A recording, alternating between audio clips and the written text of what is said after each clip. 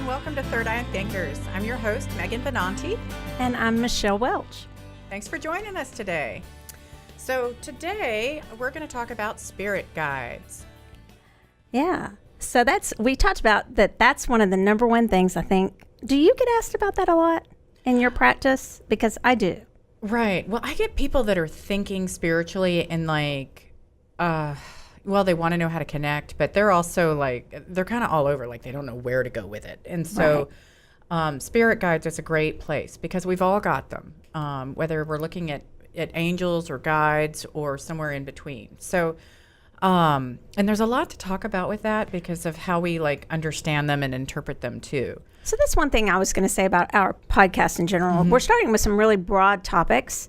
And so as we go along, we'll probably break those topics down more for you. We're scratching the surface with these broad topics. And 30 minutes is not a lot of time to cover everything there is about spirit guides, because that could, like you said, that could be, a lot of people would put in that category, I would say, maybe angels, even perhaps animal totems, maybe even ascended masters, although there are probably some differences. They might want to know the difference between all of those things. And that's almost like a class.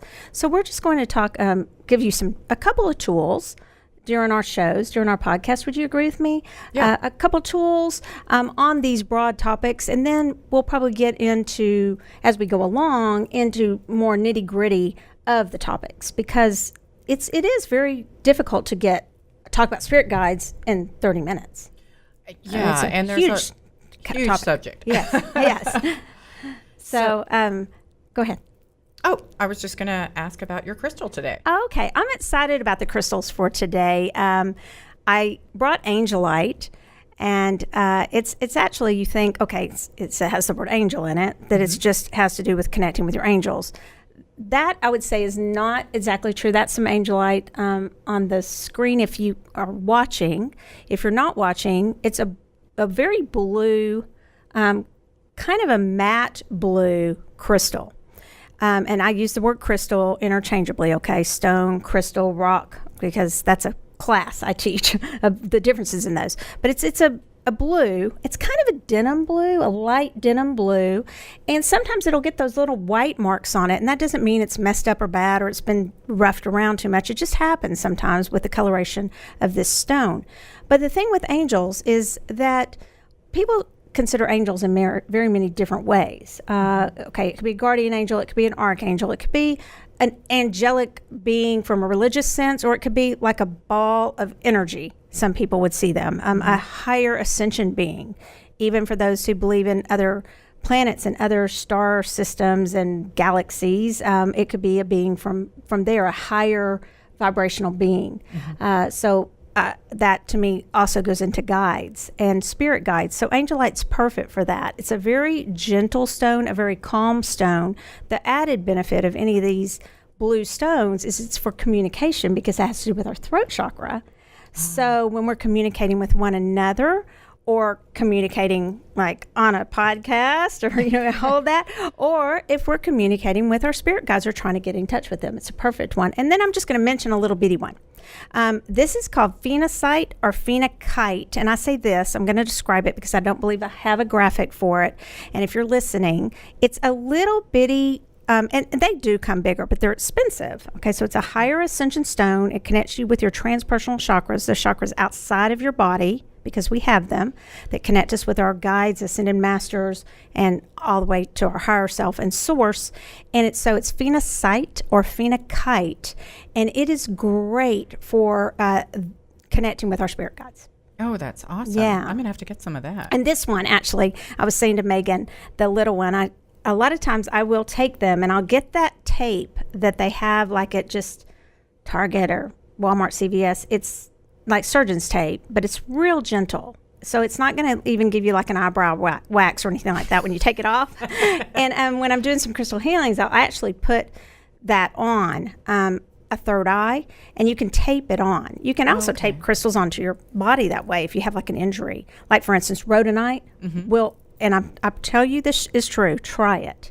Rhodonite will get rid of a bruise.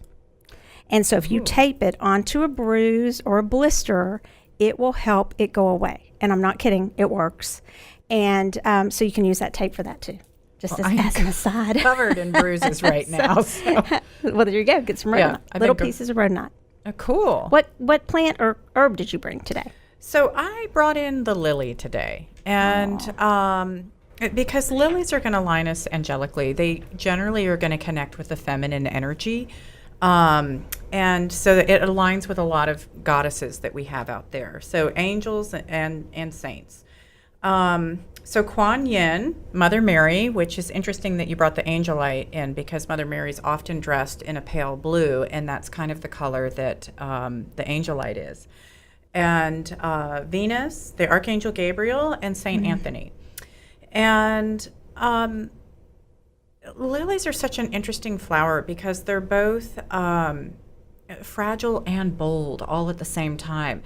And, if you think about those giant white lilies, you can bend the petals, but they have a firmness to them. They have a waxiness there.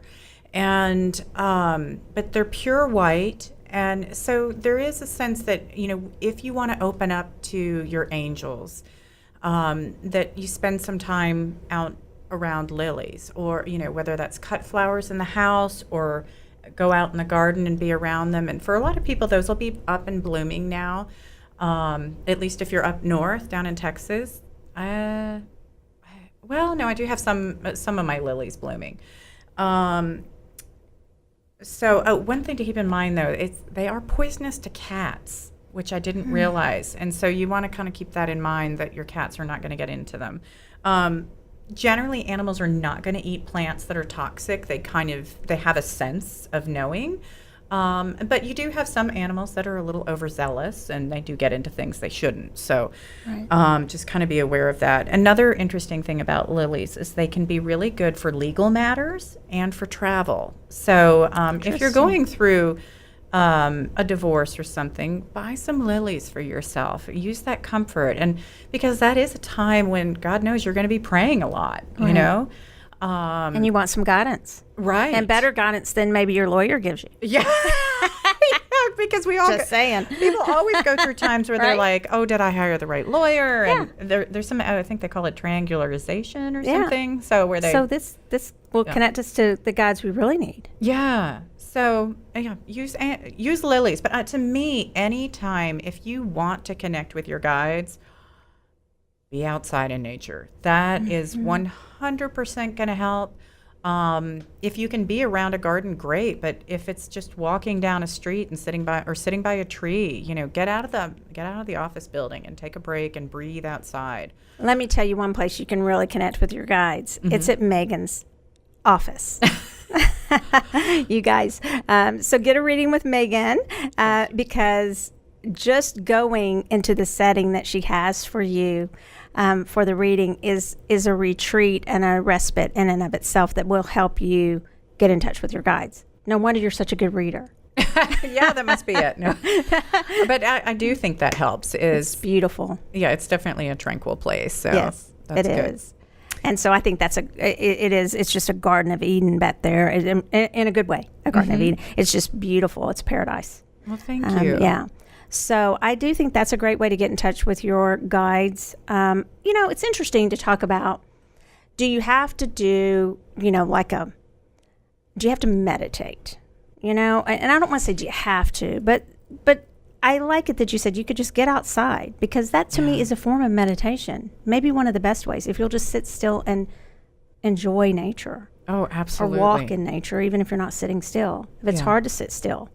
For some people, it's just really hard to sit still. But if they're walking, they're still taking in everything around them. And to me, that's a form of meditation where you are going to get in touch with your guides. Absolutely. But I know that for some people, there'll be other people, because I have this class on Thursday nights that we've talked about.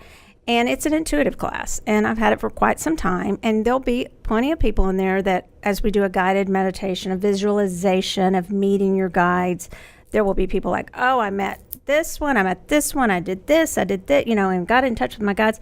And then there'll be the people in the room who, quite honestly, sometimes they're the honest ones. They'll raise their hand, they'll go, nope, nothing. I don't know how to get in touch with my guides. And so what would some of your advice be for that? for the person that just seems like, I just really feel like I'm not connecting to anything? Wow, that's a big question. And, it's interesting because I've done one of those Visualization. thank you. Yeah. On a retreat that I went on. And the guide that came forward I didn't feel was my regular guide. And that's fine. That's who came forward for that weekend. That's who I needed to work with. Right.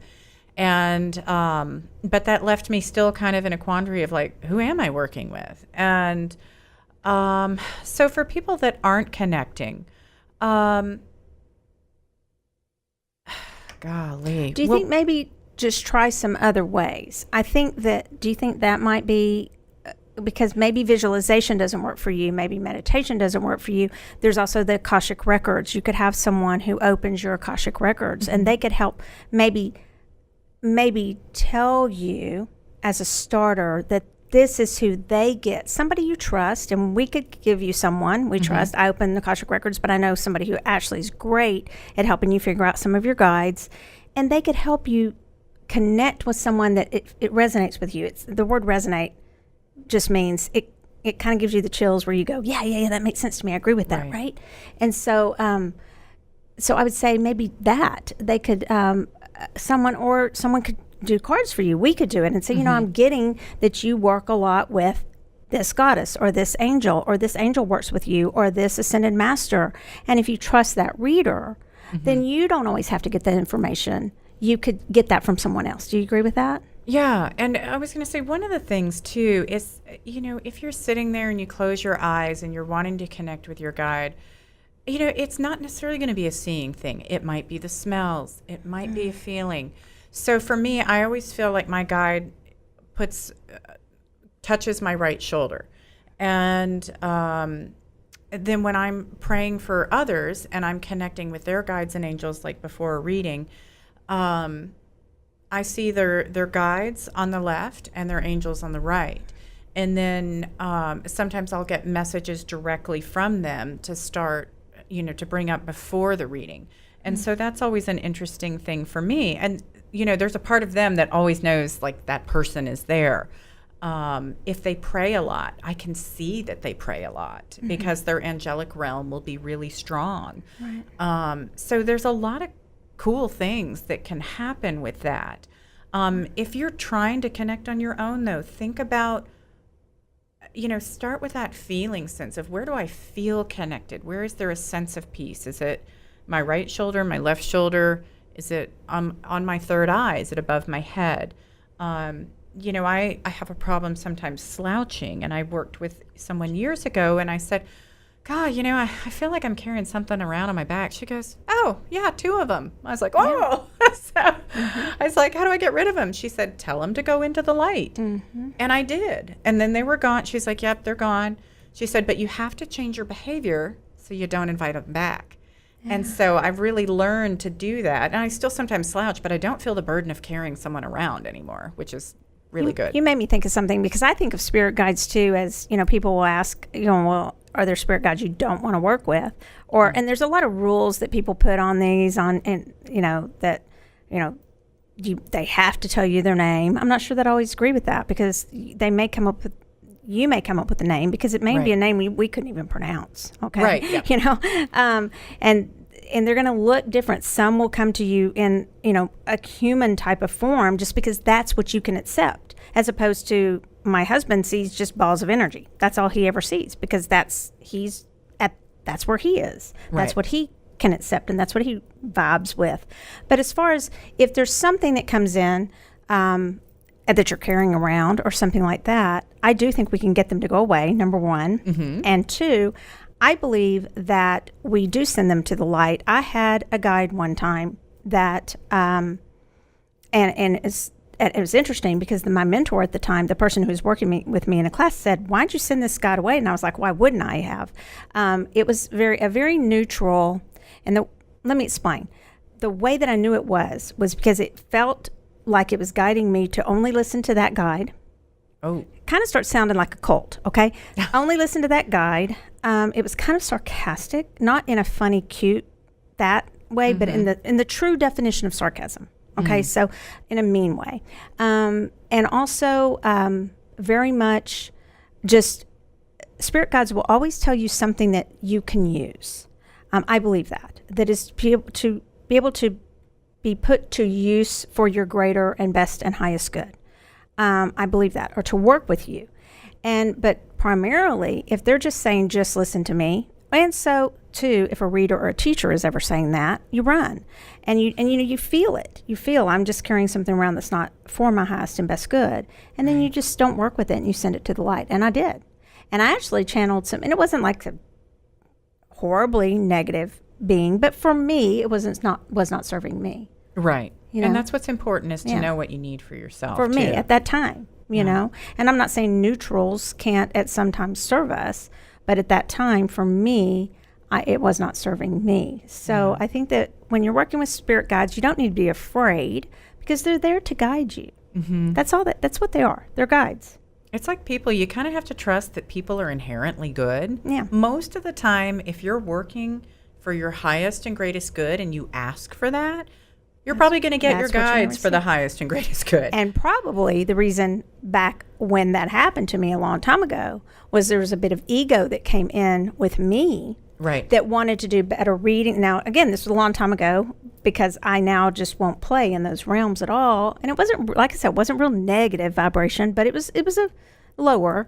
And I think I was so much wanted to give these great readings and everything that I entertained that, and I opened the door to that, is what you just said. So I wasn't setting my intention for the highest and best good. It was operating out of ego.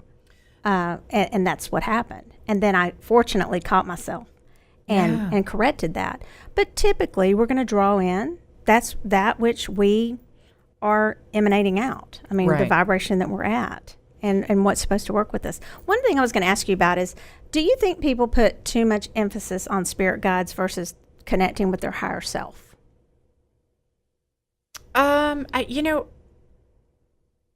This might sound really weird, but I kind of let myself be open to interpretation. Mm-hmm. So I don't necessarily define everything that I'm connecting with. Mm-hmm. And that, whether they were a human life or some other kind of guide or an angel or the higher self. What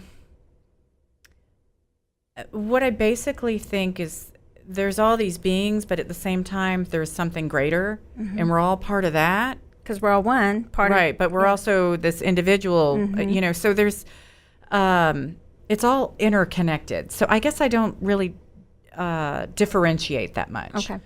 One thing, when you were asking about names earlier of your guides, so if somebody does want to figure out the name for their guide, if they're already in communication, something kind of cool that I learned from a friend out in Sedona when I was getting a reading there, I said, how did you learn your guide's name? She goes, I played hangman. She said, I died 7 times figuring it out, but because you have to go through the whole alphabet. Fun. So I just went through the alphabet with a pendulum and got the letters for my guide and then put them together, which for me was really, an easy fit. Okay, so I did that one time with Roger. That's my husband. Mm-hmm. And He's the name of my spirit guide came up as Roger. No! I was like, what? And then I called somebody. He's like, okay, can my husband be, I believe there's anything is possible. Okay. And then she is the one who opens Akashic Records a lot. And she was like, actually, in some ways, he is a guide to you very much. Because people put labels. They'll say, well, living people can't be spirit guides because they haven't, all these rules. So I don't know. I've gotten to the point where I kind of am like you. I don't throw all rules out the window. I have ethics. I'm going to call them ethics and morals. But I don't put labels and boxes too much around all the different beings anymore that I think people have tried to put the labels and boxes around. Yeah. Like, your guardian angel can't be a loved one. I hear that a lot. You're a loved one that's crossed. I hear that. I've read that in many, many books. I don't know what I think about that. I just know that statement has been repeated. Somebody wrote it, and then someone repeated it over and over and over again. Yeah. And I think we're going into a new paradigm. It's a new day where a lot of things that have been written, I'm not saying throw out everything ancient and knowledgeable and old ancient wisdom at all, but I'm also saying let's leave room for some new ideas. Yeah. So I love listening to, I know you brought a book that you're going to tell us about. I love listening to many of those, the new and the old, but I do think we're shifting into a new paradigm where some of the things that we were told that were repeated seriously over and over and over again. Right. I mean, a lot of it was. It's one person says it and then they all carries repeat on.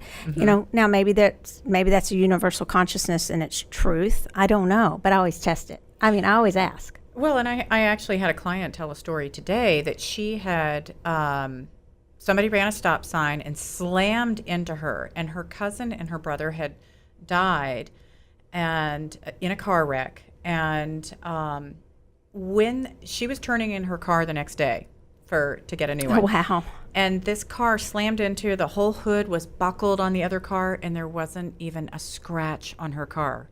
She was like, how did and she thought for sure, she said, it's my cousin and my brother protecting me. Yeah. So, I believe that. I think it could be. Yeah. Why who's to not? say? Who's to say? So. Exactly. What's your book that you brought? Okay. So, I just got The Wisdom of Sundays by Oprah Winfrey, and these are highlights from her Super Soul Sunday Conversations. Great book. And so if you are wanting to connect with ideas of what spirituality can mean to you, this is a great, simple read because it's just highlights of conversations. So you can kind of pick it up anywhere, and it's beautiful. But for me, I don't know about everyone else, but I know that when Kate Spade had passed, that made me kind of like stop and pause for a few minutes. And so I was looking for something to read, and I picked that up, and it had been really called to me. But rather than being a coffee table book, I'm literally going to read the whole thing. So, would you do one thing? Would you open it up randomly to a page and just read the first thing you see? Okay. Yeah. Okay. This is Elizabeth Lesser, and she said, spirituality is an instinct. We have our instincts to eat and to sleep and to work and survive and thrive that way. But we also have a spiritual instinct. It's really inside every person. That's why religions were formed, to respond to that instinct, to know that life has meaning, to know that we are connected to everything, and to have that childlike sense of wonder that we were put here to enjoy the gift of life. Oh, it's beautiful. Yeah. Pretty awesome. Yes. So. Name of the book again is? The Wisdom of Sundays, Life-Changing Insights from Super Soul Conversations. All right. Miss Oprah Winfrey. Gotta love Oprah. Man, she's been an inspiration for all of us. So I'm not sure where we are on the time. Do we have time for a reading? Okay. Thank you. So let's see. I had a couple questions we got this week. From Christy, I have WTF. So she has a lot on her mind, I guess. And so we're just going to find out what the heck is going on with her. Yeah. So, do you want to shuffle? I always shuffle. I'll let you do it. Okay. I may drop that. Yep. I just manifested that for you. Thanks. Yes, you did. You manifested some clumsiness there. So, but I don't mind. Everybody, a little clumsiness can make you fall into something really good sometimes. So, you guys, while she's shuffling, I really wish you could see our shoes. Seriously. Oh, my shoe! I'll be happy both to show of our them. shoes. Oh yeah. Put your foot up. Shoes. Come on. Yeah. Come on. You got to match. So I know, but we have to explain for the people that aren't watching. We have very festive feet. We have stars, and I have moon stars, and you have like stars, but they're black. They're very galactic. Yeah. Astrology shoes. They're cool. They're pretty awesome. Mine are the Office of Angela Scott, and yours have third eyes on them. Who is your designer in those? Oh, I'll have to think about it. Oh, okay. Okay. I can't remember. All right. So Christy, who has a WTF question, we have the Fool, we have Knight of Swords, and we have Seven of Pentacles. So looks like she might be trying to figure out a couple things in her life. Do you want to start? Yes, I do. So it feels like to me like you do have a lot of options coming at you, and you're like ready to go for it, and you really are, you have a tendency to charge forward, or the exact opposite. Okay, it's like it's either analysis paralysis or man, I'm just going to go for it, and I'm just going to cut through all this, and I'm just going to go for it full. I don't even care. I'm going to go. I'm going to say the kind of the WTF comes in because it feels like, do I take my time or do I just go for it? And where your balance comes in, because this last card to me is about the give and take. And so it feels like there's this whole, and there it does feel. Oh, WTF. And let me interject. I'm sorry. I said 7 of Pentacles. This is 6 of Pentacles. Okay, 6. But sorry. Thank you. But it's this whole thing of this give and take. And you give a lot to others. You don't always receive graciously. I'm going to invite you to receive graciously. A lot of us don't. That's not a mean statement. That's true. It's actually a form. It's sort of a compliment because you think, no, and you're giving of your time and all those kinds of things. But at the same time, you've got this thing where you're just, do I analyze it to death or do I rush in? And your balance comes in with the fact where you're going to find your answers. You're going to find your answers with taking a moment and looking at, and I'm going to give something really specific too. Mm-hmm. Go for it. She has a cause that she's very, very interested in. It's almost like a nonprofit. Okay. I'm getting from this 6 of Pentacles, just something where if you are not involved in, like, even on the board of or just volunteering with a nonprofit, I feel that is something that would really help her get her WTFs in life down to, okay, this is just where she can really think. Just going, that will be her escape. Okay. I have a feeling she has a cause that she's very much interested in. Awesome. Okay.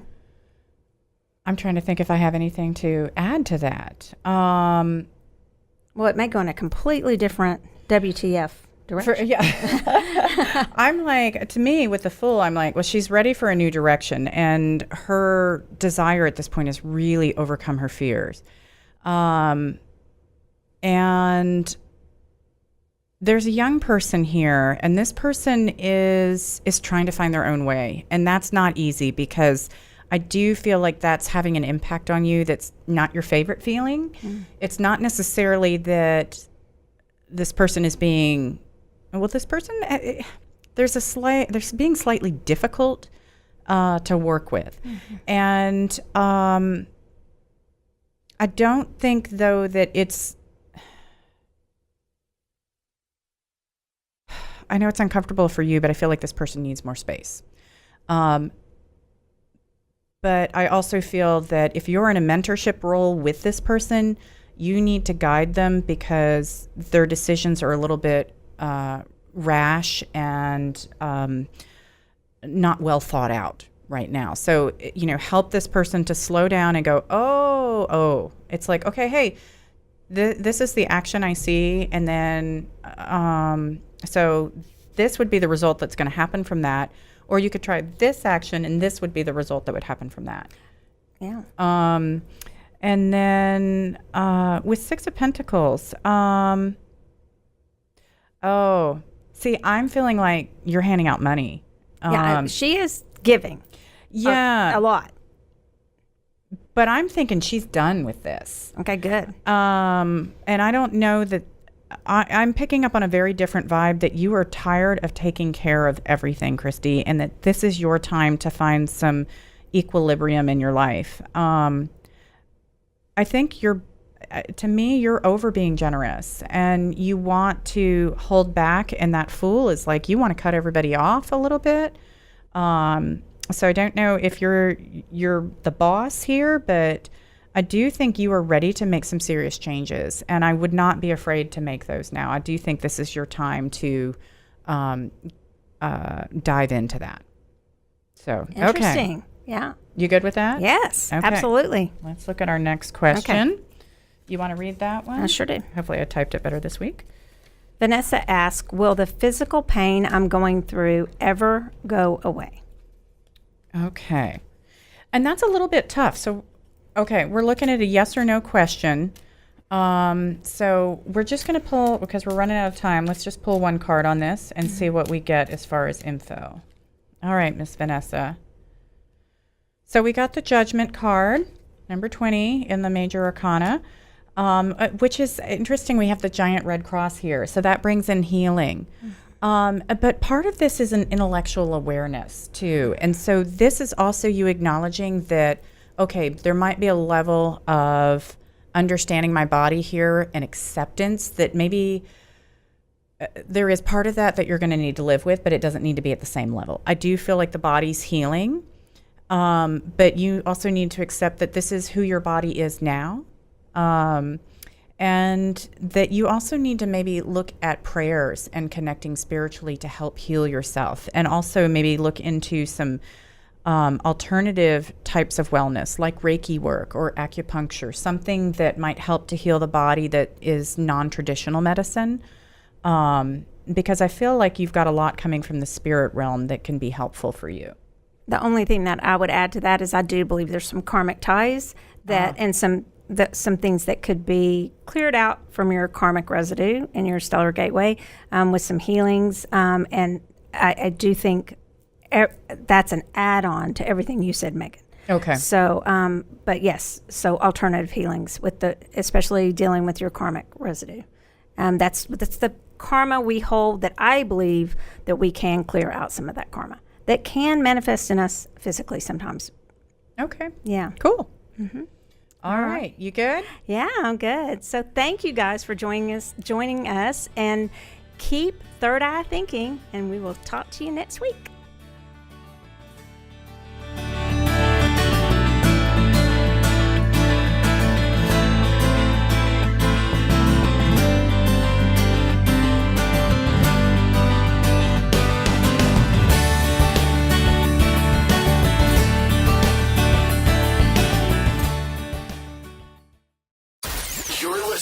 RNCN, the digital destination for premium talk radio.